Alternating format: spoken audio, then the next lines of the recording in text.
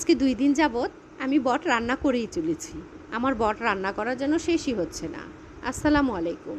আজকে আমি এই রান্নাটার ফিনিশিংটা দিয়েই দিব। তো যাই হোক, দিয়ে দিলাম তেল, দিয়ে দিলাম পেঁয়াজ কুচি, হলুদ মরিচের গুঁড়ো, আদা রসুন বাটা, দিয়ে দিলাম গরম মশলা গুঁড়ো ও কাঁচামরিচ দিয়ে পেঁয়াজগুলো এটার সাথে ভালো মতো আমি ভেজে নেব। পানি দিয়ে মশলাটাকে আমি ভালো মতো কষিয়ে নেব। কষানো যখন হয়ে আসবে তখন সেই রান্না করে রাখা বটটা আমি এটাতে দিয়ে দিব। এই রান্না করে রাখা বটের মধ্যে আমি কিন্তু সব ধরনের মশলা একবার দিয়ে দিয়েছি।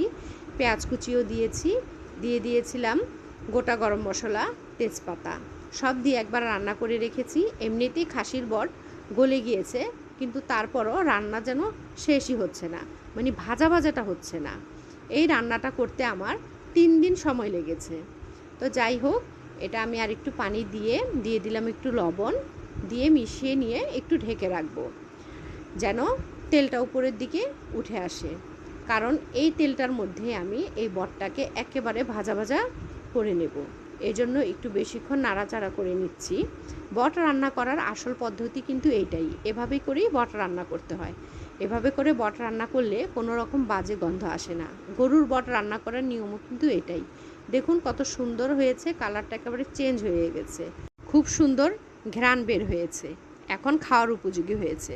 দিয়ে দিলাম গরম মশলার গুঁড়ো, দিয়ে ভালো মতো এটার সাথে মিশিয়ে নেব। তেল উপরে উঠে আসবে। এটা ভাত দিয়ে রুটি দিয়ে খেতে কিন্তু দারুণ টেস্ট। এভাবে রান্না করে নেবেন। আমার ভিডিও যদি ভালো লাগে লাইক, কমেন্ট ও শেয়ার করে দিবেন। যারা এই ভিডিওটা এতক্ষণ দেখেছেন তাদেরকে অসংখ্য ধন্যবাদ।